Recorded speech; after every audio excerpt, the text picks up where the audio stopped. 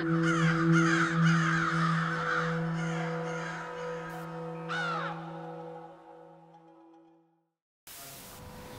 congratulations, 100 games. You must be happy to get to that milestone.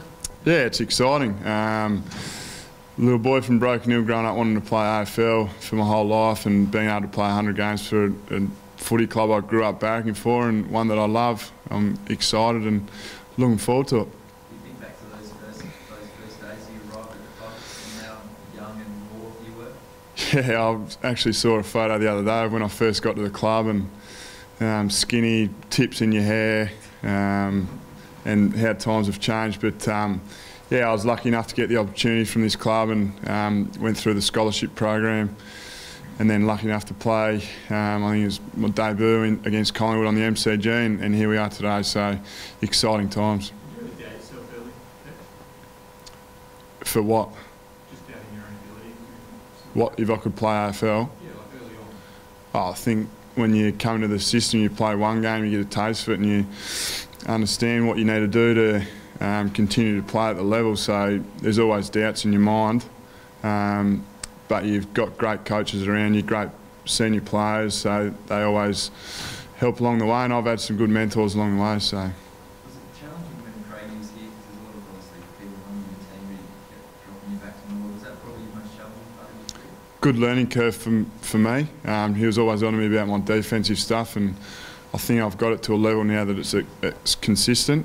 So I thank Neil Craig for probably the learning curve. Probably at the time you think, oh, why can't you just play, because that's what you want to do, but now you look back and think it's a great learning curve. I think you're far off your best form when you had a rip a year a couple of years back, and obviously stalled by the knee. You're far off that.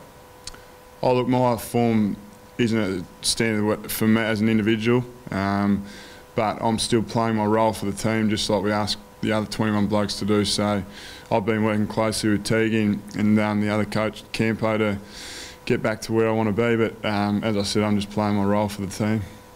What mentors have had the biggest impacts during the time in the club? Oh look, Brett Burton for myself when I first came here was great for me.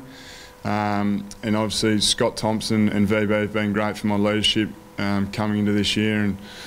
And yeah, all my coaches, Bix was great for me, and now I've got Teague. So there's been a lot of guys that have helped me out along the way, and I thank them. Tex has obviously been a really tough period for everyone at the club with the tragic passing of Phil. You're obviously very close. How tough to get through that? I'm sure it's tough every day now too.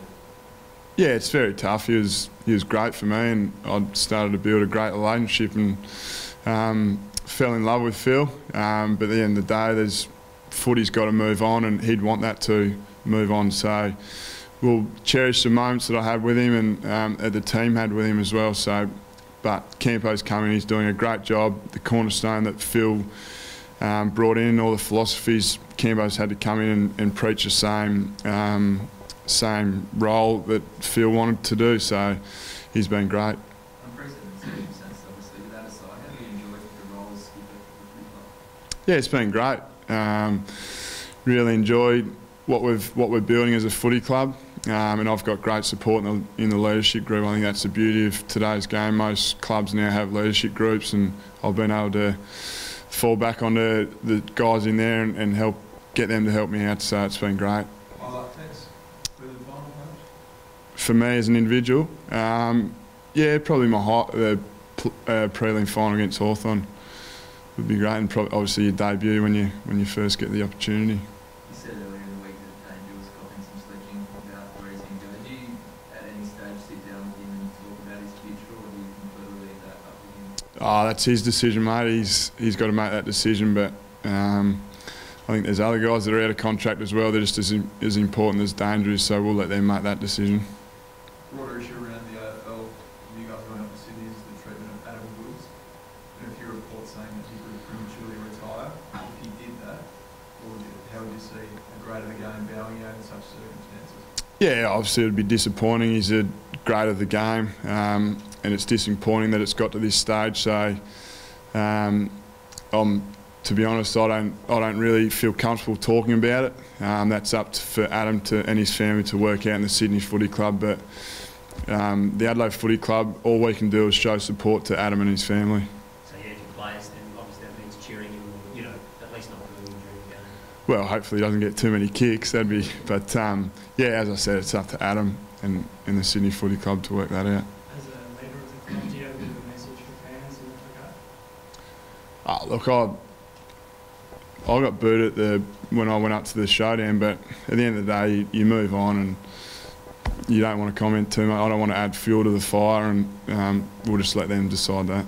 So, I mean, there are things people speaking about, you know, potentially players walking off the field if it keeps going. You wouldn't advise any of your boys to take any sort of measures? I think we're thinking too far ahead. There's been a bit of talk about Mick Moldhouse throwing his name into the ring for the coaching job. Do you think he would be the right sort of guy to take on board? Mick Moldhouse, has he? I haven't even heard that, but news to me. Look, Campo's doing a great job, and so are all the other assistants. The whole footy club's had to step up in losing Phil, and all the coaches have done a great job. So players can do what they can, and that's continue to play the way that we've been taught for the 9 months that Phil's here. And the coaches, they continue to do what they have to, and then the club can decide who comes in to coach. We can't do anything about that. Tex, you obviously had that finals experience in 2012, that prelim, you were so close. How much does it burn for you to get back to the big stage, you know, MCG footy in September? Yeah, well, I'm going in my 8th year, and time, well, as funny as it sounds, time does run out. It's gone so quick. Feels like yesterday that I just got to the club. So you try and tell the young kids that some people don't even play finals, let alone get close to an AFL Grand Final. So for us, we just need to keep playing the Crows' way, and hopefully that'll lead us to finals, and we need to earn the right to play in finals. And if we do, I'm sure we'll play some good footy. Every game's important. Is this one, though, considering they're a top 4 side and all that, if you can get it scalped like that, will you step towards making those finals? Look, every game's just as important as each other. We just need to keep winning, and as I said, earn the right to play finals. So we need to go up to Sydney and prepare like we have for every game this year, and hopefully come away with the 4 points. That would be nice. Is there anything in their last couple of losses that you can Their last couple of losses. Look, we haven't done much. We haven't looked at them yet, so I'm sure we'll look at that over the next couple of days. So Luke Brown got off this morning. Is he all right to go for the weekend? Yeah, he'll be fine. I think he just got a knock to the head by Jakey Lever, so he'll be fine. I think he finished the whole session.